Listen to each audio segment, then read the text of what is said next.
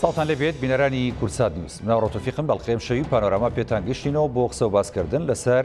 زیادبوونی مەترسیەکانی سەر هەرێم و هەروەها لە لایەکی دیکەشەوە زیادبوونی ناکۆچیەکان لە ناو لایەنە سیاسیەکان لە هەرێمی کوردستان. ئەوان نەزانین هەرێمی کوردستان ئێستا و ڕابردوو داهاتوش یعنی هەمیشە مەترسی لەسەر بووە، چ لە ڕووی دەرەوە و هەروەها لە ناوخۆ و چ لە ناوخۆی عراقیشدا کە بامان شێوە هەمیشە مەترسیەکان بە ئاراستەی هەرێمی کوردستان هاتووە. هەرێمی کوردستان زۆر جار خۆی بۆ مەترسیانە ئامادە نەکردووە، ئەوەی کە جێگەی داخە ناکۆشی لایەنە سیاسیەکانی شەکە لە هەرێمی کوردستان هەمیشە لە کاتی مەترسی و قەیرانەکان و ئەو بارودۆخ و ڕۆژاڵۆزانی کە دێنە پێشەوە کۆمەڵێک ناکۆشی سیاسی ژەناو هەرێمی کوردستان سەرهەڵدا. ئەوەی کە پێویستە لە ئێستادا بۆ ئەم دۆخە خۆمانی بۆ ئامادە بکەین دەبێ چی بکرێت؟ کێ بەرپرسە لەوەی کە هەرێمی کوردستان دوورخاتەوە لە مەترسیەکان؟ کێ ئەتوانێت نێوانی لایەنە سیاسیەکانی هەرێمی کوردستان بە ئاراستەی تەبایی و برایەتی و یەکڕێزی بەرێت؟ ئەم شەو گفتوگۆکەین لەسەر ئەم تۆران و کۆمەڵی بابەتی دیکە بە میوانداری هەرێک لە میوانە بەڕێزەکانم کاک حەسەن عەلی چاودێری سیاسی کە لە شاری کەرکووک لەگەڵمایە. کاک حەسەنم کاتت باش، سپاس دەکەم کە لە بەرنامەی پانۆراما لەگەڵمایەوە. بڕیارە کاک پێشڕەوەیسی کادری پێشکەوتوو یەکێتی نیشتیمانی کوردستان لە شاری هەولێر لەگەڵما. من سەرەتا لە کاک حەسەن دەست پێ یەکەم. کاک حەسەن، هەمیشە هەرێمی کوردستان ینی بۆتە ناوەندێکی مەترسی، هۆکارەکەشیەوە بووە یعنی دەستێوەردانی دەرەکی بە ئاشکرا لە هەرێمی کوردستانە بینێت، ینی بەشێکی فراوانی خاچی هەرێمی کوردستان لە ڕابردوو لە دەستمان ناوە، ئێستاش بەشێکی فراوانی خاچی هەرێمی کوردستان داژی کراوە. لەسەر و هەمووەمانەوە دەبینین ینی تاوەکو ئێستا ناکۆشی لایەنە سیاسیەکان بەرەو چارەسەر نەچووە. بەگشتی خوێندنەوەتان بۆ ئەم دۆخە پڕمەترسیە چیە لە هەرێمی کوردستاندا؟ فەرموو کاک حەسەن. دەست خۆش بۆ جەنابەت. دیارە بارودۆخی کوردستان ڕۆژ لە دوای ڕۆژ بەرەو ئاڵۆزی و بەرەو مەترسی زیاترە ڕات و لە دوای کۆڕەوەکەی ساڵی 91 خەڵک چاوەڕوانی حکومەتێکی خۆماڵی نیشتیمانی کە خواستی هەموو خەڵکی تیا جێبێتەوە و چاوەڕوانیەوە کراکەم هێز و لایەنە سیاسیانە بە ڕەنگ و شێوازە جیاوازەکانیان و بیرکردنەوەیان و ئاراستی ئیشکردنیان هەمویان کۆک و تەبابن لەسەر پاراستنی ئەم نیشتیمانە و کۆک و تەبابن لەسەر بەرەو پێشبردننی ئەم خاکە بە شێوازێک کە خەڵک هەست بە هاوڵاتی بوون بکە. بەداخەوە ئەوە تایە نەبیردا لە ساڵی 96 و 97 و ئێستاش هێزی تورکیا لە عێراق و لە کوردستانە بینرێ. ئەمە بۆ تەمایە گەرانەیەکی گەورە بۆ خەڵکی کوردستان و کار لەسەر سڕینەوەی ژیانەکە لەم ناوچەیە و لە ڕۆژانی ڕابردوو ئەگەر تەماشامان کردبێ سروشتی کوردستان بەرەو شێواندنەبا و ئەمە لە عەفرینش ڕوویدا. لە عەفرین ئەگەر ببینن سەرەتا خەڵکەکەیان دەرکرد و دواتر دار و درەختەکانیان گواستەوە بڕیەوە، بەڵام ئێستا نەیانتوانێت خەڵکەکەی دەربکەن. کار لەسەر شێواندنی سروشتەکەیەکەن و دواتر کار لەسەر گواستنەوە و ڕاگواستنی خەڵکەکەیەکەن و هێنانی خەڵکی تر بۆ شوێنێک و ئەمە ژوا کات کە مەترسیەکی گەورە بێت لەسەر خەڵکی کوردستان و ناکۆچیەکان بە ئاراستەیەکەن لە بەرژەوەندی وڵاتانی ترن و ئەکرا ئەم ناکۆچیانە لەسەر خزمەتکردنی زیاتر بواە و لەسەر شێوازی خزمەتکردن بواە و موسسەی پەرلەمان ئیشی خۆی بکردایە و حکومەتی هەرێم لەسەر هەموو ئەم پێشێلکارانی کە بەرامبەر یەکرێ بێتە دەنگ و نوێنەری خەڵک بێ و خزمەتکاری هاوڵاتیان و دانیشتوانی خەڵکی کوردستان بێ، بەڵام بەداخەوە ئەمانە نەبینراوە و زۆر جارم هێزە سیاسیانە کە ناکۆچیان هەیە ناکۆچیەکانیان لەسەر بابەتێکن کە زیاتر ئەجندای دەرەکی هەیە، هێزێک یا وڵاتێکی دەرەکی ئەم هێزەی ناوخۆ ئەجوڵێنێ و بێتە مایی دروستکردنی ناکۆچی لەسەر ئاسی کوردستان و ناکۆچیەکەش بە زیان بۆ خەڵکی کوردستان ئەشکێتەوە کە ئەکرا هەموو ئەم ناکۆچیانە پێشبڕکێ بوونایە لەسەر زیاتر خزمەتکردنی خەڵک، پتەوکردنی پایەکانی دیموکراسی، بەهێزکردنی دەسەڵات و حکومڕانی و پاراستنی سروشتەکەی و پاراستنی ژێرخانی ئابووری ئەم وڵاتە و بە هەدەرنەدانی سامان و سەرخان و ژێرخانی ئەم وڵاتیان هەموو ئەمانە مەترسی گەورە لەسەر خاک و نیشتیمان و لە بەرامبەردا ئەگەر هێزێک هەرچەند نیشتیمانی بێ چەند هێزێکی تر پێچەوانە بن لەگەڵی و پشتی تێبکەن و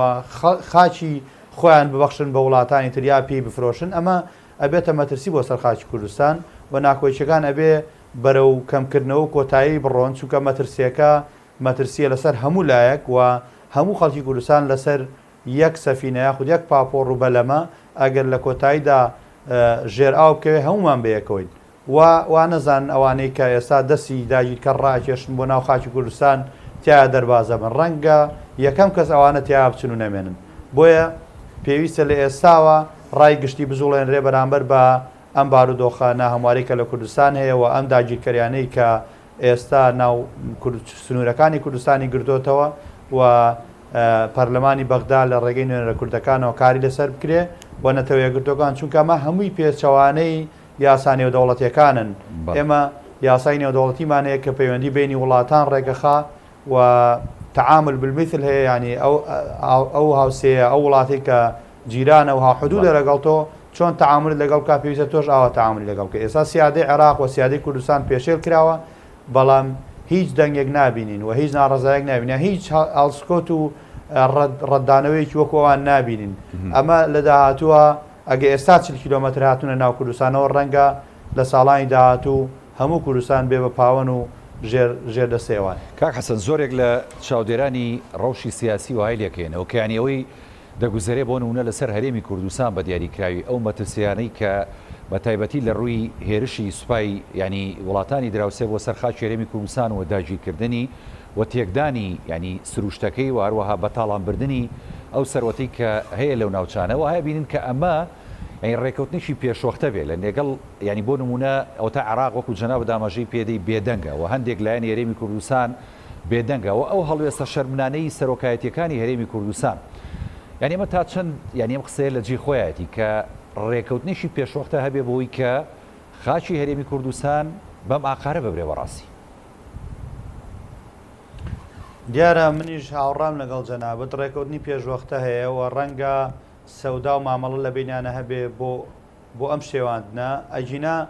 ئەگەر تەماشای کەناڵە حیزبیەکانی هەندێک لایەن بکەین بۆ بابەتێکی زۆر سادە هەڵایەکی زۆر گەورە ئەنێتەوە لە شارێکی ترکە لەژێر دەسەڵاتی خۆیان نەبێ بەڵام ئەم پرسە گەورە و گرنگ و چارەن و سازە کە ژیانی خەڵکی پێوە بەندە هیچ بە کەلیمەیەکش باسی لێوە ناکەن و هیچ ڕای گشتی بۆ ناجوڵێنن و بابەتەکە گەورەکردنی ناوێ بەڵام بە حەجمی خۆی پیشانی خەڵکی نادەن و زۆر جارێمە ینی لەماوەی ڕابردوو چەند ڕۆژی ڕابردوو بیستمان پارێزگاری دهۆک باز لەوا کات کە ئەوانەی دارەکانە بڕنەوە کوردن ئەمانە کوردن بەڵام کرێکارن بۆ تورک باشە لەکوێی کوردستان پۆلیسی دارستان ڕێگەی داوە یەک داد ببڕێتەوە و نەبرێتە دادگا و کەسە یاخود ئامر قەبزی بۆ دەرنەکرێ بۆی کە دەستگیر بکرێ لەکوێی دنیا ڕێگەدراوە کە وڵاتێکی بەم شێوازە بە تاڵان ببرێەوە سروشتەکەی بسووتێنرێ و بگوازرێتەوە بە بنرخێکی بەلاش بۆ وڵاتەکانی تر ئێمە گەر ببینین بە کارەساتێکی سروشتیش لە یەکێ لە وڵاتەکان ئاگر بکەوێتەوە بورکانێکە شتێک بێ هەموو وڵاتەکان و ژینگە پارێزی وڵاتەکان هاوکارە بن بۆ سەوزکردنەوەی ژینگەی وڵات ئێمە ژینگەیەکمانەیە دەیان ساڵە ئەم دارانە ماونەتەوە و مایی تەندروستی و خۆشی ژینگەی وڵاتەکەی ئێمە ئێستا ئاوە بەبێ بایەخ تەماشا بکرێن و بە شێوەیەکی زۆر ئاسان کۆنتێنەر و بارەڵگر بێنن لێ بار بکەن و بیوەن بە نرخێکی زۆر سادە و هەرسان لە بەرەوەی پشتیان پێوەی نێشاوە هەڕاجی بکەن ئێمەی هاوڵاتی کوردستان تاوانمان چییە کە خاوەنی وڵاتی خۆمان نین و چەند کەسانێکی بەم شێوازە بەرپرس و دەسەڵاتدارن لەم وڵاتە کە توانای پاراستنی خاک وڵاتەکەیان نییە ئەسڵەن ئەگەر لە هەر وڵاتێکی تر بواە وڵاتێک بەم شێوازە دەستێژی بکرێت سەری ئەگەر بەخواستی خۆشیان نەبێت دەست کارە کێشنەوە و هانا بۆ قۆنسڵ و سەفارەتی وڵاتانە بن و ڕای گشتی لەسەر جوڵێن بەڵام بەداخەوە هەمووی بێدەنگن ئەمە نیگەرانێکی گەورەیە و لە ماوەکانی ڕابردوو هێرشەکرایە سەر گوندەکان و خەڵکتیا شەید بوون مەڕووماڵاتیایە لە ناوچوون و ئێستا ژینگەکەی بەرەو وێرانێتێ بۆیە ئومێدێک نەماوەتەوە بۆ خەڵکی کوردستان ئەگەر پەلە نەکرێ بۆ ڕاوەستاندنی ئەم شێوازە نائینسانیەی کە بەرامبەر بە خەڵکی کوردستان و سروشتی خەڵکی کوردستان نەکرێت. دەست خۆشکاک حەسەن دێم و خزمەت جەنابەت کاک پێشڕەوەیسی کادری پێشکەوتوویەکێتی کە لە شاری هەولێر لەگەڵمانەی سڵاوت لێبێ دیارە ئێمە لە سەرەتاوە باسمان لەوە کرد کە ئەم مەترسیانەی هەیە لەسەر هەرێمی کوردستان ینی ئەوەی کە مایی ناڕزایی خەڵکیشەوە زۆربەی لایەنە سیاسەکانی شەلارێمی کوردستان ئەو ناتەبایی و ئەو ناکۆکی سیاسی کە هەمیشە لە هەرێمی کوردستان بەردەوامەوە لایەنەکان ناگەنە ینی چارەسەرێک بۆی کە تەبابن لەسەر کۆمەڵێک دۆسی هەستیار ینی بۆ چارەڕەشی کوردیش ئێمە ئەنی کێشەکەمانەوەی هەمیشە مەدانی کوردستان وها بۆ کە ململانێ و دەستێوەردانی دەرەکی ینی هۆکارێک بۆ بۆی کە ئێمە زیاتر بەرەو ناتەبایی بەرێ لە ناو خاچی کوردستانە.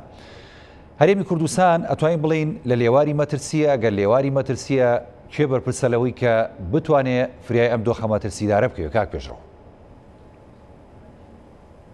سڵاو بۆ ئێوە، سڵاو بۆ میوانەکە و بینەرانتان لە ئێستاە. سپاس دەکەم. لە ڕاستیە لەو ماوەیە لەسەر ئاستی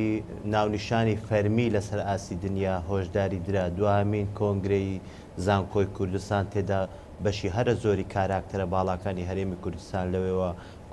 لە کۆنفرانسەکە بەشدار بووتاریە هەبوو یەکێک لە میوانەکان لە نوێنەری نەتەوە یەکگرتوەکان بۆ خاتونەکە بەڕوونیەوە هێمای بۆ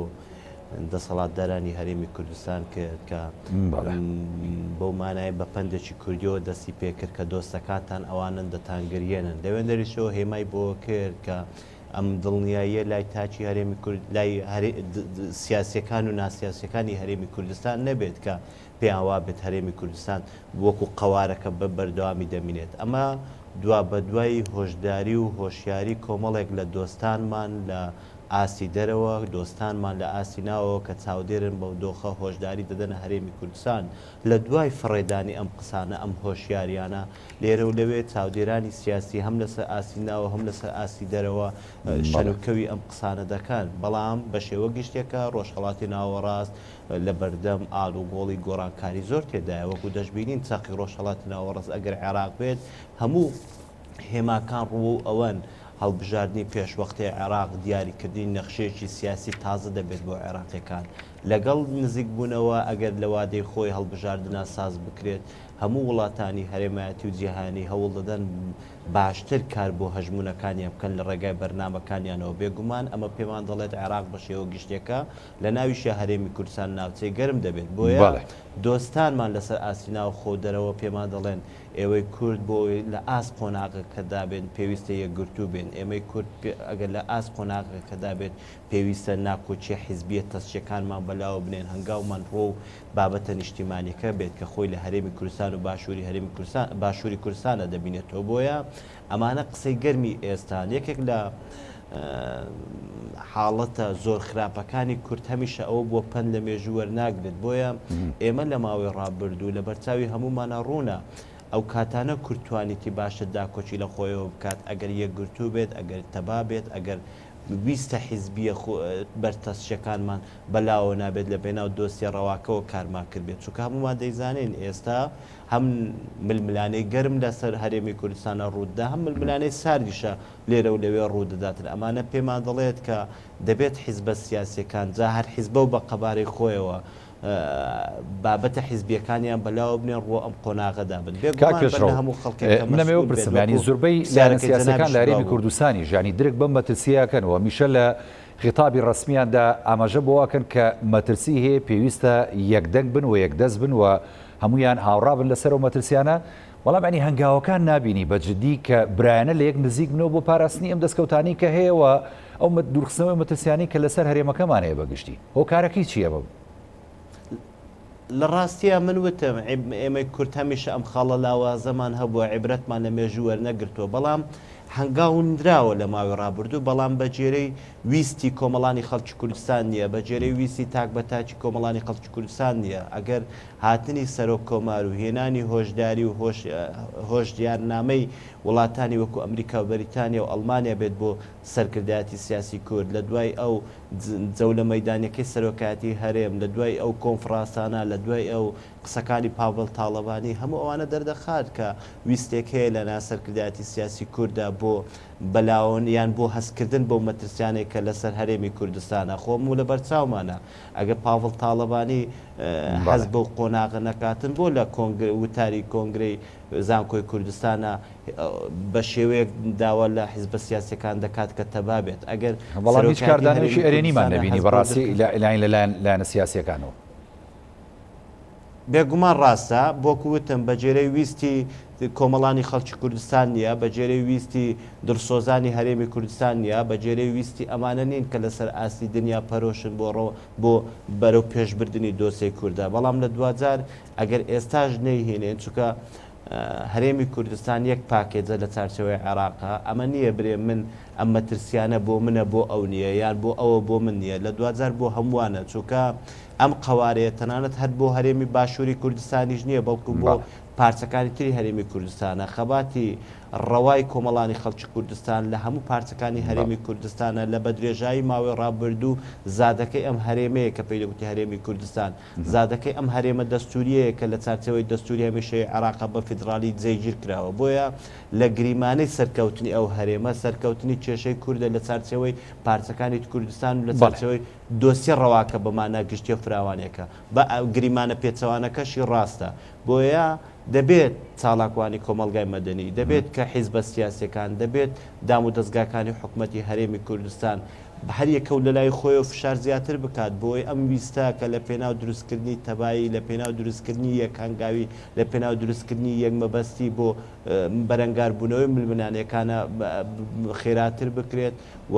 لە دوازار لەویستی کۆمەڵانی خەڵکی کوردستان بێت چونکە هەمومان دەیبینین بەغدا و هێزە شیعەکان کار لە پێنا ئەوە دەکەن یەکگرتوو بنەوە هەمومان دەیبینین هێزی پەرتەوازەی سونەکان کە لە ماوەی ڕابردوو بە هۆکاری جۆرا جۆرە پەرتەوازە بوون ئێستا بە هاوکاری وڵاتانی سنی هەرێمایەتیەوە کار بۆ دەکەن یەکگرتوو بێن خۆیان بۆ ئامادە بکەن و هەمووشمان دەیبینین ئەو هێزانەی نزیکن لە ئێرانەوە کە ئێستا کار بۆ دەکەن یەکگرتوو بن و دەشی بینین جۆرێک لە جۆرەکان ڕێکلامی یەکگرتوو بوون لەناو کۆی حیزبە سیاسەکانە ئەوەی لە هەمووان سستر چی سەڵ ئاسا کاری لەسەر دەکات بریتێ لە هێزە سیاسەکانی هەرێمی کوردستان بێگومان لێرەشەوە لە بەرەوەی پارتی دیموکراتی کوردستان پلەیەکی یان زۆرترین ژمارەی ئەندامانی هەیە لە فراکسۆنەکەی لە پەرلەمانی عێراقا زۆرترین ئەرک لە سەرشانی ئەوە اینجا لە دوای ئەو یەکێتی نیشتیمانی کوردستان اینجا لە دوای یەکگرتووی یەک بزوتنەوەی گۆڕان اینجا لە دوای ئەوە حیزبەکانی تر ینی بەجێرەی ڕێزبەند و قەباری خۆیان ئیلتزاماتەکە لە سەرشانە لە دوجار دەمەوێت بازدەوە بکەم هەر ئەو حیزبانە ناکە متمانەی کۆمەڵانی خەڵکیان هیناوە کورسی پەرلەمانیانە بەڵکو ئەوانەی تریشەوە چونکە وەکوتم ئەمە ئەگەر مەترسی خوا نەکردە بێتە سەر هەرێمی کوردستانەوە بۆ هەمووانە بەڵام من دەمەوێ جۆرێک دڵنیایی یان جۆرێک کۆتایی وەڵامی پرسیارەکەم بەو قسانەی جەنە بەو قسەی ئەو چاودێرانە بینمەوە کە بەشێک لە بەشەکان لە پاڵ ئەم هۆشداریانێک کە دەدەن لە هەرێمی کوردستان کە قوارەکە لە مەترسیە بەڵام هەندێک جوولە دەبینین کە ئەمە هێمایە بەوەی کە هێشتا وڵاتانی ڕۆژ ئاوا بە تایبەت ئەمریکا بێئومێد نین لەسەر جوگرافی هەرێمی کوردستان دەیبینین ئێستاشی لەگەردا بێت پرۆسەی دروستکردنی قوسڵخانە گەورەترین قوسڵخانەکەی ئەمریکا لە هەولێرە بەردەوامی هەیە ئەوە دەیبینین ئێستاشی لەگەردا بیت هێماکان ڕۆ و زیادکردنی ژمارە سەربازەکانی ئەمریکای نەک بە پێچەوانەکە ئەوە دەبینین لە تیمی چاکردنەوەی سیانەی فڕۆکەی فانتۆمی ئەمریکی کە پێشتر لە بەغدا بوون وێڕای ئەوەی بەشێکیان چوونە ئوردن بەشەکەی تریان لە هەولێر وا لەوێ و جێگیر دەکرێت ئەوە دەیبینین ئەمریکیەکانەوە پەرۆشن بۆ یەخستنەوە دروستکردنی هێزی یەکگرتووی هەرێمی کوردستان وەکو لە ماوەی ڕابردوو زۆر فشاریشیان کردیە ئەوە دەیبینین ئەمریکیەکان پەرۆشن بۆ دروستکردنی بە ئازادبوونی دەسەڵاتی یاسایی و تەداخلی دۆسیەکان دەکەن وەکو دۆسیی بادینانەوە ئەمانە هەمووی ویستی ئەمانە هەمووی هێمای ئاماژەی باشن و ئیجابین بۆ هەرێمی کوردستان دەست خۆش دێمە خزمەت جەنابەت ڕاست کاک حەسەن ینی بۆ نمونە کاک پێشڕە و ئاماژەی بە کۆمەڵی خاڵی ئیجابیدا کە هێشتا یعنی ئەمانە ئەتوانین بڵین فریای ئەم مەترسیانەکەم کە لەسەر هەرێمی کوردستانە ئەویش وڵاتانی زلێزی دنیا ئەمریکا و دۆستەکانمان بەڵام ئێمە لە ڕابردووە ینی بینیمان کاتێک کە دۆستەکانیشمان لێرە بوون و ڕێنماییشیانە کردین ئەی نیوەی خاچێرێمی کوردستانمان لە دەستداکەویش ناوچە جێناکۆکان یاخود دابراوەکان یاخود کێشە لە سەرەکان ئێستاش بە هۆکاری داژیکاریەوە تا بەشێک لە خاچی باشووری کوردستانێمەوە تا لە دەسەدین کە سوپای تورکیا عێرشی بووەکە ئاخۆ تاکەی ئێمە توانین بە قسەی دۆستەکانمان بکەین کە ئاخۆ بە قسەی دۆستەکانمانەکەین ئەوانی ژدی لە پاراستنی هەرێمی کوردستانی یاخود لە ڕوبەڕوونەوەی ئەو مەترسیانی کە ڕوبەڕووی هەرێمی کوردستانە بێتەوە دیارە دۆستەکانمان هەلی زۆریان پێداوین و وڵاتان هەمیشە لە هەوڵی ئەوەیە بوون کە هەرێمی کوردستان بخەنەوە سەر ڕێچکە ڕاستەکەی کە بەردەوام لە لادانایە ئەمە وای کردووە کە بەشێک لە وڵاتان ئومێدیان پێ هەبێ و لەگەڵە کار بکەن بۆ چاکردنەوەی بەڵام ئەم ئومێداوە ئەم هەلپێدانەوە ئەم فرسەت و خاڵە ئیجابیانە پێم وانییە تاوەگو سەرێ بێت چکە نێردەی نەتەوەیەگرتوەکان هەروەکو لە ئەو کۆنفرانسی زانکۆی کوردستان باسی کرد مانەوەی قواری کوردستان هەتاوەکو سەر نییە تۆ ئەگەر کەم و کوڕەکان چاک بکرێ و هەنگاو بەرەو باشکردن و بەرەو پێشچوون هەبێت لە کارەکانیان بە دڵنیاییەوە خاڵی ئیجابی زۆرە و هەلی باش هەیە و هەموو وڵاتان لە کاتی شەڕی داعش بینیمان دەستیان بۆ ئێمە درێژ کرد و هاوکاریان کردین بەڵام دوای شەڕی داعش بینیمان کە بەهۆی هەڵەیەکی گەورەوە کە هەموو وڵاتان ڕێنمیانیان کرد و داوایان کرد کە ڕێفراندۆم ئەنجام نەدرێ ئەنجامەکەی لە دەستدانی نیوەی خاچی کوردستان و ئەمریکا وڵاتان چی لە تۆ بکە کە نێردەی خاص بۆ تۆ ئەنێرێ و نامەی سەرۆکی وڵاتانت بۆ دێنێ و دێ لەگەڵت دانیشتنەکە بەڵام تۆ لە بەرامبەردا بڵێ من هیچ حسابێک بۆ وڵاتانە ناکەم ئەوە باجەکەی باجی قورسە بێ و هەروەکو بینیمان باجەکەشی قورس بوو بۆیە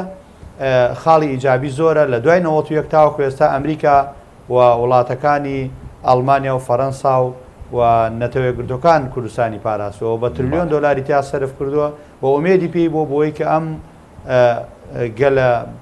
نەکبەتەی کە لە ماوەکانی ڕابردووە هەر لەژێر دار و چۆسانەوە بووە و حکوومەتێکی دیکتاتۆر حکمی کردو ئێستا ناوچەیەکی فیدرالی و هەرێمێکیان بۆ دروست کردووە پێویستە ئەم هەرێمە پایەکانی بەهێز بکرێەوە و پارێزرێ و گوێڕایەڵی وڵاتەکانی کە دێنە پێشەوە و دەست زۆر خۆمان هۆکاری بووی کە ئەو پایە لەق بکەین کە ئەوانیانەوێ بەهێزی بکەن بەڕاستی بە دڵنیاییەوە ئەو لە ئەوروپا و ئەمریکا و هاتۆ لێرە پارە بۆ تۆ سەرفەکە و پشتگیری تەکا و جوودی معنەویەکە و سەرباز و ڕاوێژکاری هێناوە کە بۆ بەهێزکردنی پایی سەربازی تۆ بۆ بنیادنانەوە بۆ هەموو پاراستنی ژینگەی تۆ بەڵام لە بەرامبەردا خۆمان گرنگی بۆ بابەتە نادەین و ئیتر نازانم ئەو بە فشارە ئەو فشارانە چین بۆ ڕای گشتی ئاشکرا ناکرێن کە خۆیان لەم بابەتە دەربێنن خەڵکی کوردستان بۆ بکەوێتە مەترسیەوە لە پێناو بەرژەوەندەیەکی تەسکی حزبی ینی ئەمە هەموو ئەمانم ئێمە وەکو کورد و وەکو کوردستانی گەورە کە هەر چوار پارچەکەی وە کوردستانی باشووریش هەمومان چاومان بڕیوەتە ئەم تۆزە دیموکراسیە و ئەمە هەرێمەی کە هەیە بەڵام ئەمەش ینی جێگەی دڵخۆشکەری نیە هەنگاوانی دەسەڵاتدارانی کوردستان نەسەرۆکی حکوومەت توانێتی وەکو پێویست کە ئیدارەی هەموو خەڵکی بەڵێ خەڵکی کوردستان و هەرێمی کوردستان تاکەی قوبوڵیەکەن ئەگەر بۆ نمونە لایەنە سیاسەکان هەرێمی کوردستان بەم ئاراستەی ئێستا ئیشکەنەوە مەترسیانە ئاوا زیاتر زەق بێتەوە لەسەر هەرێمەکەمان خەڵکی کوردستان لە پێناوی مانەوەی ئەم هەرێمە باجی قورسیان داوە ڕۆڵەکانیان شەهید بوون بۆ زیندانی سیاسیان هەبووە و لەگەڵ ئەوەدا چەند ساڵی ڕابردوو قەیرانێکی دروستکرا و هاتە پێشەوە کە هۆکارەکەی دیارە ناگوێڕایەڵی دەسەڵاتدارانی هەرێم و سەرۆکی حکوومەت و وەزیری نەوت بووە کە ڕادستی بەغدا نەکراوە خەڵکیان قسە قەیرانێکی قورسەوە خەڵک بۆمانەوەی ئەم هەرێمەی کە هەیە تەحملی ئەو قەیرانەیان کردووە بێموچەیی و زۆر کەس بارودۆخێکی زۆر قورسی تێپەڕان باجی قورسیاندا لە پێناومانەوەی ئەمە و ئێستاش ئەگەر ئەوەی کە ماوەتەوە ئەم خاکەیە ئەگەر تۆ خاکەکە لە دەست بدەی سروشتەکەی بشێوێنرێ چی ئەمێنێتەوە بۆی کە تۆ چاوەڕێ بکەیت دیارە خەڵکیش ینی مافی خۆیەتی دیفاع لە ژینگەی وڵاتەکەی و لە وڵاتەکەی و خاکی وڵاتەکەی بکات و ئەم بارودۆخی کە هەیە پێویستی بەوە هەیە کە ئەوانەی کە کەمتەرخە من خەڵک سزایان بدا و چ لە ڕێی دەنگدانەوە بێت چ لە ڕێی بەرزکردنەوەی ناڕازی بێ ناڕزایەکانەوە بێت چ لە ڕێگەی ڕێکخراوەکانی کۆمەلگای مەدەنی و هێنانە پێشەوەی هەموو ئەو پرسانەی کە بوونەتە زیانی گەورە و کەسەکان دەستنیشان بکرێەوە ڕاپۆرتیان لەسەر بدرێ بە نەتەوەیەکگرتوەکان وڵاتان چونکە کەسانێک لە ناو خودی وڵاتەکەی خۆتە دژمنی سەرسەختی تۆ بێ و بێوێ وڵاتەکەت بەرەو شێواندنی وێرانی بێ بەڕاستی حەق نییە بەم شێوازە بێدەنگی هەڵبژێرین و هەر تەماشا بکەین ئەمەش پێم وانە بۆیان چێتە سەر تاوە کۆتایی چونکە لایانی کەم ئێمە هەڵبژاردنێکمان هەیە ئەگە 100% پاک و بێگەردیش نەبێ خەڵک دەتوانێت لە ڕێگەی ئەو هەڵبژاردنانەوە سزای ئەوانە بدات کە بوونەتە ینی بار بەسەر کۆمەلگاوەوە کا لەسەر شێواندنی بارودۆخی ئەم کۆمەلگایەکەن لە ڕووی کۆمەڵایەتی لە ڕووی سیاسی و لە ڕووی ئابووری و لە هەموو ڕۆکان لە ڕووی جوگرافی و لە هەموو ڕۆکانەوە چاوەڕێکی خەڵکی کوردستان ئەو بارەلارە لە پرۆسەی دەنگدانەوەکو جەنابەدا ئەمەژەی پێدەی ڕێک بکاتەوە بەڵە کاگێ پێشڕەوەی سیانی ئێمە بیرمان نەچێت هەرێمێکی فیدرالین لە چوارچێوەی عێراقدا عێراق هەمیشە کێشەی قۆڵی لەگەڵ هەرێمی کوردستان هەبوو زۆر جار بەرپرسانی باڵای هەرێمی کوردستان و هەندێک لایەنی سیاسی لە هەرێمی کوردستان بەوە تاوانبار کراون کە ئەمان نایەنێم کێشانی کە لەگەڵ بەغدا عمقی سیاسی هەیە یاخود دەستوری هەیە چارەسەر بکرێت هۆکارەکەشی دیارە و زۆرێک لە خەڵکی کوردستان و زۆرێک لە چاودێران و بەرپرسانی ئەم هەرێمە دەزانن کە چیە هۆکارەکان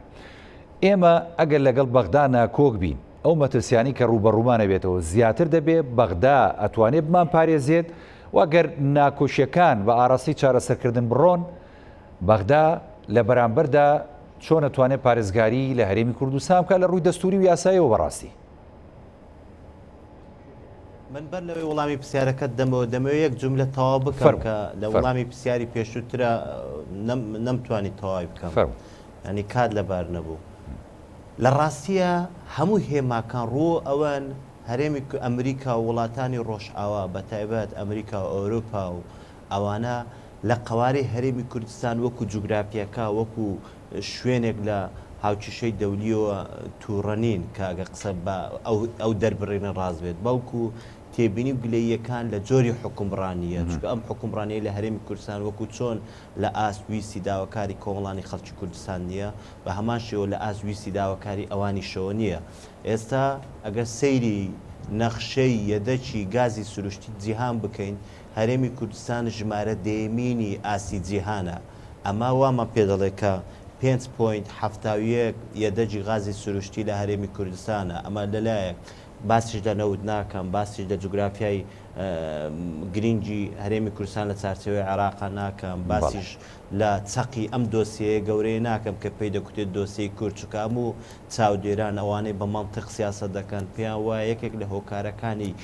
ئارام نەبوونی ڕۆژهەڵاتی ناو ڕاست بە درێژایی ماوەی ڕابردوو بریتی بوو لە چارەسەر نەکردنی کێشەی کورد لەلایەک چارەسەرکردنی کێشەی فەڵەستین ئیسرائیل لەلایەکی تر کەواتە ئەمانە هەمووی گرنگی و تایبەتمەندی خۆی هەیە چکە هەمومان دەیزانین لە دوای شەڕی تیرۆر لەلایەک و کۆڕۆنا لەلایەکی تر جیهانی ماندوو کردووە بە شێوەیەک ماندووی کردووە کەم وڵاتی گەورەی جیهان هەیە دەستی بۆ یەدەجی پارەی یەدەکراوی ناو وڵاتەکەی خۆی نەبردەبێت ئەمانەوەمە پێ دەڵێت کە وڵاتان ماندوون بە دوای ئارامی دەگەڕێن بۆی بەلانی کەمەوە بێنەوە سەر جۆرێک لە جۆرەکان ئارامتر بنەوە لە دوانی ینی تا ڕادەیەک لە ئێستادا وڵاتانی زلێزیش لە کۆتایی پەیمانی لۆزان نزیکە بنەوە جارێکی دیکە دەیانێت نەخشەی ڕۆژهەڵاتی ناوەڕاز و ئەو ناوچەی کە پێشتر دابەشیان کردبوو سنووریان بۆ دیاری کردبوو گۆڕانکاریشی دیکەی نوێ لە پێناو بەرژەوەندەکانی خۆیانە پێشنەوە هەرێمی کوردستانی ژەو چوارچێوەیەدا بێت ئەمە جەوهرە یانی ئەم پرسیارە زۆر جەوهرە هەموو ئەوانەی کە چاودێرن بە سیاسەتی دەرەوە هەموو ئەوانەی چاودێرن بەس ینی ئەمریکا ناسی دەکەن یان ئەوروپا ناسی دەکەن ئەوانە دەزانن ئەمریکیەکان بە شێوەی سۆز سیاست ناکەن بە نمونە لە بەرەوەی کاراکتەرەکی هەرێمی کوردستان پێچەوانی سیاسەتی ئەمریکا دەکەن بێن هەموو هەرێمی کوردستانەوە ئاوەژوو بکەنەوە یان قەپی بکەنەوە بە شێوەیەکی خراپەوە بەڵکو سزای ئەم کاراکتەرانە دەن کە پێچەوانی ئەوە بینیمان لە ئوردەن بینیمان کە لەگەر گۆڕانکاری نەبوون ئەگەر چی لە ماوەی ڕابردوو ئینقلاب ڕوویدا ئەوە بینیمان لە بەهاری عەرەبی مسری گرتەوە لەگەر ئاڵوگۆڕ نەبوون ئەگەر چی قۆناغێک تاخیرتر بوون لە ڕۆیشتنی مبارەک و دواتر هاتنی میرسی و دواتر ڕۆیشتنی مورسیەوە هەموو ئەوانە چمان پێ دەڵێ هەمووانە پێمان دەڵێت ئەمریکیەکان استراتیژ سیاست دەکەن بۆ جیهان استراتیژ مەودا درێژ لە ئەنجامی توێژینەوە لە ئەنجامی لێکۆڵینەوە لە ئەنجامی وردبوونەوە لە ئەنجامی ئینجا ئاراستەکردن ئەوە ئەوروپیەکانیش بە هەماشەوە ڕووسیەکانیش بە هەماشەوە بۆیە هەموو هێماکان بۆ ئەوەن کە ئەم جوگرافیا لە هەرێمی کوردستان ئەگەر وانە بێت مەبەستیان هەڵوەشانەوەی جوگرافیای هەرێمی کوردستان بێت گرنگی بە جوگرافیای ڕۆژئاوای کوردستان نادەن کە هەموو هێماکان ڕوە ئەوەن نهێشتنی تاقانەی هەرێمی کوردستان و دروستکردنی دەستە خوشتێکی کە پێی دەگوتێ هەرێمی ڕۆژئاوای کوردستانە هەمووانە چمان پێ دەڵێ هەمووانە پێمان دەڵێت ئەو ئەمریکیەکان بە تایبەت بە شێوە استراتیژ سیاسەتیان هەیە بۆ ئێرکوانە هەموو ئەوانە لەگەڵ ئەوەی کەگە ڕۆژهەڵاتی ناوەڕاست ئەمریکا لە چارچەوەی پرۆژێکی درێژخانە کاری لەسەر دەکات پێی دەگوتێ پرۆژەی ڕۆژهەڵاتی ناوەڕاستی گەورە هەموو ئەوانەی کە ئەم پرۆژیان خوێندە بێتەوە تێدەگەن کە ئەمریکا بۆ مەودا درێژە بە هەمان شێوە پرۆژەی تریش لەم ناوچەی هەیە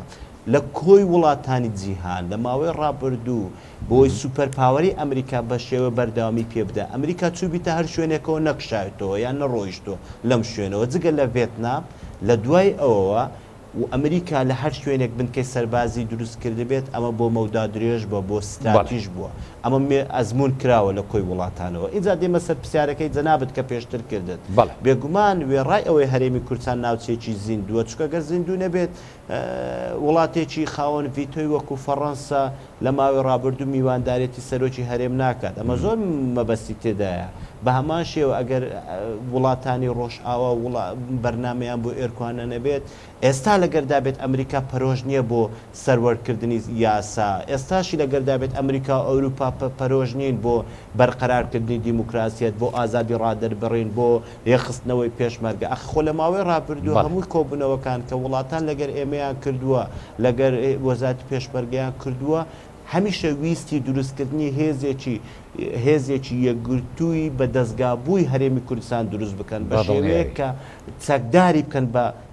تازەترین ئامرازەکانی یان بەلانی کەم و بەشێک لە تازەترین ئامرازەکانی چەکداربوونی سەربازانی جیهان لێرکۆاندێکە ئەخۆ ئەمانە هێمان ینی وڵاتێکی وەکو ئەمریکا ئەو هەموو پارەیە بۆ ڕۆژێک یان بۆ مەبەستێکی سۆز و عاتفۆ دەرناخی بەڵام دێمەوە سەر پرسیارەکەی جەناب زۆر باش ئەمریکا لە ئێستاە بەرنامەی یان ڕامانی بۆ هەرێمی کوردستان لە چارچێوەی جوگرافیایە کە پێی دەگوتی عێراق بە هەما شێوە ئەوروپاییەکان بە هەما شێوە مۆسکۆ و چینیشەوە لەولاوە هەموو ئەوانە پێمان دەڵێت کەواتە لە دوای ڕێفراندۆم و پەرچەکردداری وڵاتان کە 16 ئۆکتۆبری بەدواوە هاتوو لە دەستدانی 150 هەرێمی کوردستانەوە ئەمە چما پێدەڵێ ئەمە پێمان دەڵێت ئەوان هێشتا خۆناغیان ماوە لە چارچەوەی هەرێمی کوردستانەوە دەبین کەواتە ڕێگای ڕاز ڕێگای دروست لە بەردەم کارکتەرە سیاسەکانی هەرێمی کوردستان ئەوەیە کە هەنگاوە سیاسەکانیان هاوتەرێ بێت بە سیاسەتی دەولیەوە هاوتری بێت بە ئاراستەی سیاسەتی جیهانیەوە کە ئەویش خۆ نزیککردنەوەی نێوان هەولێر و بەغدایە بە چارەسەرکردنی کێشەکان بە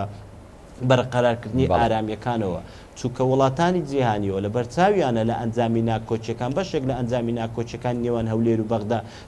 ڕێکخراوی تێرۆریستی داعش گەشە دەکات وەکو ئێستا هێماکان چاڵاکیەکانیان جوولەکانیان مەفارزەکانیان بەو ئاراستەیەن کە بەرەو چاڵاکی بڕوات بۆیە پەرۆشن بۆ ئەم ڕێکە لەسەر لە دەست هەرێمی کوردستانیش ئەوەیە هاوتەری بێتەوە لەگە سیاسەتی دەولی و هەنگاوەکانی بەرەو چارەسەرکردنی نێوان کێشەکان بێت دەست خۆش کاک پێشڕۆ کاگێ حەسەنیانی وەکو کاک پێشڕۆ ئاماژەی بۆ دا ئەوەی کە ئێمە لە ڕووی جیۆسیاسی و هەروەها ئەو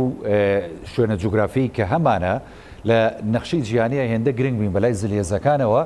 بێگومانەوە تا بایەخمان پێدەن وەکو کاک پێشڕۆڵێت یانەوە تا لە هەموو ڕۆکانەوەمان ئامادەن هاوکارمان من لە ڕووی لۆجستیەوە ئامادەن هێزێکمان بۆ پێک بێن و هەموو هاوکاریشی بکەن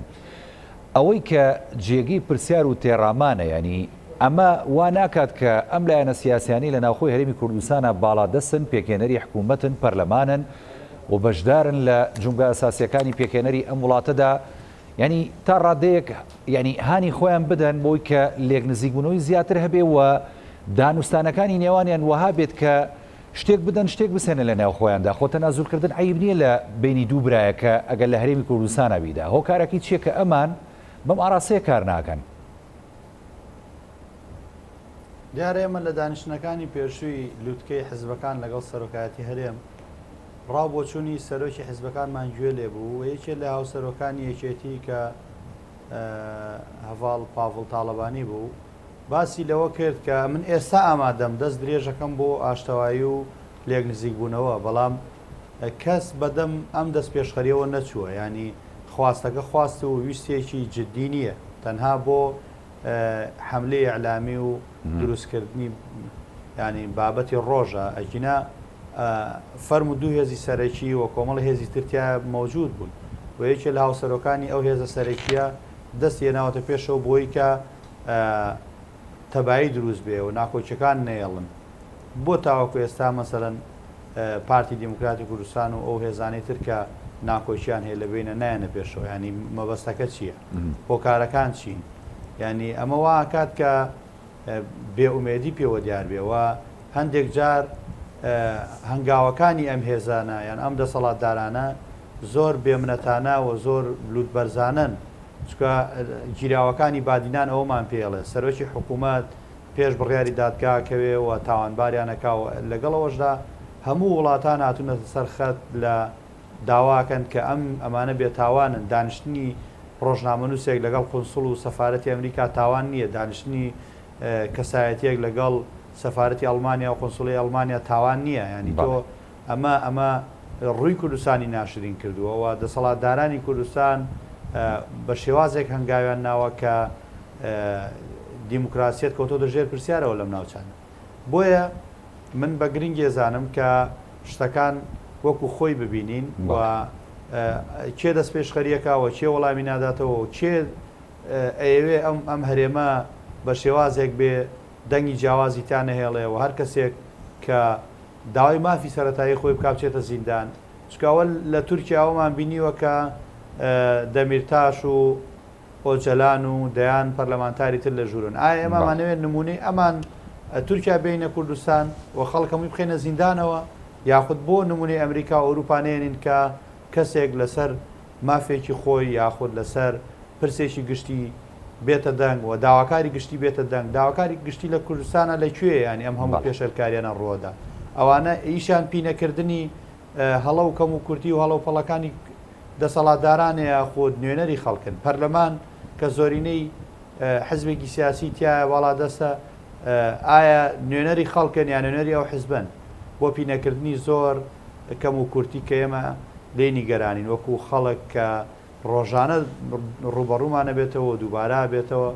بە شێوازێک کە هەندێک خەڵک ڕەنگە بە ئاسانی لەسەر دەربڕینی ڕایەکی بەسیط نەتوانێت سەردانی هەولێر و درۆ بکات ئەمە هەمووی عیب و کەم و کورتین بە ناوچەوانی حکوومەتی هەرێمەوە بۆ پێویستە جارێکی تر ئەم نمونە ناشرینە دووبارە نەکەینەوە و کەسانێک بن فعلەن ڕێزی هاوڵاتیان لابێ و نوێنەری خەڵک بن و حکوومەتەکە حکوومەتێکی ئەمنی تونند و تۆڵی پۆلیسی نەبێ بۆ سەر خەڵک چونکە حکوومەت کاری خزمەتکردنی هاوڵاتیە و کاری کامکردنەوەی ئەرکی سەرشانی هاوڵاتیە نەک بەم شێوازان هاوڵاتیەک ڕایەکی جیاوازی پرسیاریکە بۆ بەڕێزت چونکە تۆزێ بەرەو کۆتایی بەرنامەکە چم بە باسی ینی مەترسی ئەگەر لایەنە سیاسەکانی هەرێم ئابەم ئاراستەیە ناکۆشیەکانیان هەر قوڵ بێ ڕاستە هەندێک لەو ینی بەستەڵەکە تواوەتەوە بەڵام ینی ئەبینین مەترسیەکان هەر هەیە ئەگەر ئەوە بەردەوام بێت چارەنووسی ناوچە کێشە لە سەرەکان و دابراوەکان بە چیەکە بەڕاستی کاک حەسەن بەڵام ئەگە بە کورتی وەڵام بیت و سپاس دەکەم ناوچە کێشە لە سەرەکانێ مەگەر تەماشا بکەین مادەی 140مان هەبوو مادەی 140 لە دەستورا جێگیر کراوە سێ قۆناغی هەیە بۆ گێڕانەوەی ئاوارەکانەوە تاویزکردن و دواتر ئاساییکردنەوە ئەو ناوچە ئیدارانەی کە لی کراوە بێتەوە سەر ئەسڵەکەی خۆی و دواتر سەرژمێریەک بکرێ و پاشان ڕاپرسی بکرێت هیچ قۆناغێک لەم قۆناغانە بە تەواوی جێبەجێ نەکراوە تەنانەت قۆناغی یەکەم کە تاویزکردن و گێڕانەوەی ئاوارەکانە ئەو قۆناغش جێبەجێ نەبووەوە هیچ بابەتێک دەچێتە پێشەوە بەڵام ئێمە بیرمان نەچێ بۆ ماوەیەکی زۆر حکومڕان بووین پارێزگار و سەرۆکی ئەنجومەنی پارێزگا و بەشێکی زۆری ئەندامانی ئەنجومەنی پارێزگا کورد بوون و دواتر بەهۆی ڕیفراندۆمەوە هەموو ئەمانە لەدەست چوون و دوای ڕیفراندۆم لە کاتی تەشکیلکردنی کابینەی نوێم ڕێکەوتنێکرا لە بینی هێز و لایەنە سیاسیەکان و بەتایبەت لە بین یەکێتی و پارتی بۆ دانانی پارێزگارێکی کورد یەکێتی کاری کرد و لەگەڵ بەڵێنەکەی خۆی چووە پێشەوە و حکوومەتی پێکهێنا و دەنگی بە حکوومەتەکەشدا بەڵام دواتر بەداخەوە پارتی دیموکراتی کوردستان ئامادە نەبوو ئەندامانی ئەنجومەنی پارێزگا بنێرێتە کەرکووک و پارێزگارێکی کورد دابنێ ئەمە وای کردووە کە تعریب لەم شارە زیاد بکات و زەوی و زاری کشتتوکاڵی جوتیاران مەترسی زیاتریان لەسرە و ژیانی ئاسایی خەڵک لەم ناوچەیە ڕۆژانە ڕوبڕووی ئاستەنگە بێتەوە و ئەگەر باتایە و ئەم هێزانە هەمویان باتنایەتە کەرکووک و پارێزگارێکی کوردیان هەڵبژاردایە و بە کۆدەنجی و بە یەکلیستی بەشداری هەڵبژارنەکانیان کردایە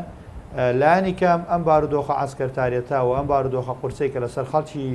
ناوچە دابڕاوەکان هەیە سوکترە بوو و بە شێوازێک یانتوانی بە دیموکراسی ئەوەی کە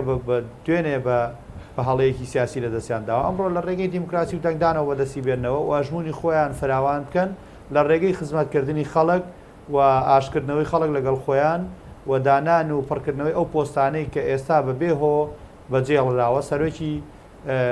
زراعی کەرکووک کووردە کە ئێستا زۆر گرنگە بۆ کەرکووک کە لێرە بۆیە لانی کەم نێهێشتگرێ بەستە کشتتوکاڵەکان بۆ خەڵک تازە بکرێتەوە و هەموو ئەمانە ئاستەنگی گەورە و بارودۆخی ناوچە کێشە لە سەرەکان ئەبوو ئاسایی بکرێتەوە بەڵام ئەگەر بەم شێوازە بەردەوام بێەوە بێمنەتانە لە دوورەوە تەماشای کەرکوو بکەن هەر دواسەرنجی خۆشە بڵیت ینی بەگشتی بەڵام لە ماوەیە خولەکە بۆ دوو خولەکمێن بێ بە کاک پێشڕۆ سپاس دەکەم. دیارە دواسەرنجی من ئەوەیە کە ئەم هێزولایەنە سیاسیانە ئەبێ ئەگەلایانی کەم بۆ جارێکیش بێواز لە بەرژەوەندی حزبی خۆیان بێنن و ئەجندای وڵاتان جێبەجێ نەکەن هەر هێزێک یا هەر کەسایەتیەک لە ناو هێز سیاسیەکان ئەگەر فشارێکی ئەوەندە زۆری لەسرە بۆ جێبەجێکردنی ئەجندای وڵاتان کە ئێمە وڵاتەکەمان بخاتە بەترسیەوە پێویستە خۆی ویژدانی خۆی ئاسوودە بکاوە بێت لەبەر شاشەکانی تەلەڤیزۆن ئەوە ڕابگەینێ کە دەست لە کار بکێشێتەوە هۆکارەکانیشی دیاری بکە و یاخود فشارەکان لە ڕێگەی پەرلەمان و خەڵکەوە کەم کاتەوە بۆی کە ئێمە ئەوەی کە هەمانەوە و لە دەستمان نەداوە ئەم تۆزە خاکەی کە هەرێمی کوردستان باشووری کوردستانە نیوەی بەدەستمانەوە ماوە ناکرێ ئەوەش لە دەستمان بچێەوە ژینگەکەی بشێوێنرێەوە خەڵک سەرگەردان کرێت جارێک ترێمە بگەڕێنەوە بۆ خاڵی سفر پێویستە هەمومان کار بۆ ئەوە بکەین کە لەگەڵ بەغدا ڕێکەوتنەکان ئاسایی بکرێتەوە ڕێکەوتن کرێەوە بەغدا بە دژمنی خۆمان نەزانین چکە ئێمە هەرێمێکی فیدراڵین لە بەغدا و بەغدا خاوەنی سیادەیە ئەتوانێت ئەگەر تەباو هاوڕێک بین لە ڕێگەی پەرلەمانی عێراق کە بەشێکی زۆری خۆمان لەوێ بەشداریمان هەیەەوە ئەتوانین کوردستانی پێ بپارێزین. بەڵێ سپاس کاک حەسەن. بەڵێ کاک پێشڕۆ دوا سەرنج و پەیامی خۆشت فەرموو.